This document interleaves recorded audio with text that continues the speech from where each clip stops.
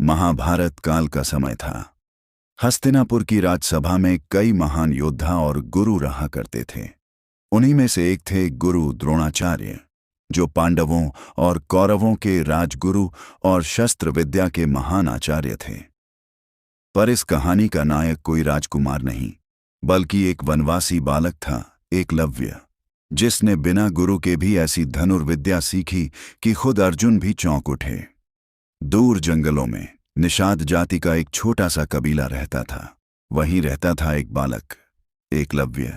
उसका सपना था कि वह महान धनुर्धर बने और अपने समाज का गौरव बढ़ाए। एक दिन उसने अपने पिता से पूछा, पिताजी, क्या मैं भी पांडवों की तरह धनुर्विद्या सीख सकता हूं? पिता ने उदासी से कहा, बेटा, हम वनवासी हैं, हमें राजगुरु शिक्षा नहीं देंगे। पर एकलव्य का संकल्प अडिग था। एक दिन एकलव्य अपने पिता के साथ हस्तिनापुर गया।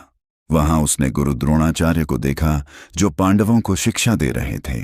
धनुष की टंकार, लक्ष्य भेदन और अनुशासन देखकर एकलव्य का मन उसी क्षण ठहर गया। वह आगे बढ़ा और विनम्रतापूर्वक गुरु द्रोण से बोला, गुरुदेव, कृपा करके मुझे भी शिष्य बनाएं। द्रोण ने उसकी वेशभूषा और जाति देखी और कहा, तुम वनवासी हो, राजाओं के साथ शिक्षा नहीं ले सकते, लौट जाओ।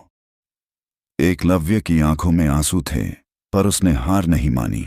एकलव्य जंगल लौट आया। उसने वहां गुरु द्रोणाचार्य की मिट्टी की एक मूर्ति बनाई और प्रतिदिन उसी के समक्ष अभ्यास करने लगा। वह मूर्ति को ही अपना गुरु मान बैठा। दिन रात कठोर अभ्यास, तपस्या और समर्पण से उसकी विद्या इतनी तेज हो गई कि वह जंगल में जानवरों की आंखों में तीर मार देता था। एक दिन अर्जुन और गुरु द्रोण जंगल में शिकार पर गए। वहां उन्होंने देखा कि कई जानवरों के मुंह में तीर लगे हैं और सब एक ही दिशा से आए थे।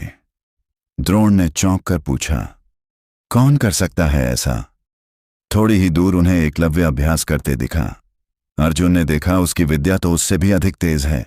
गुरु द्रोण ने एकलव्य से पूछा, किसने तुम्हें यह सब सिखाया? एकलव्य ने आदर से कहा, आप ही मेरे गुरु हैं, मैंने आपकी मूर्ति बनाकर अभ्यास किया है। गुरु द्रोण ने तब कहा, यदि मैं तुम्हारा गुरु हूं तो गुरु दक्षिणा मांगता हूं। मुझे अपनी दाईं अंगुली दे दो, जिससे तुम तीर चलाते हो। सारा जंगल स्तब्ध रह गया। बिना कोई संदेह या पीड़ा दिखाए एकलव्य ने अपनी अंगुली काटकर द्रोण को भेंट कर दी।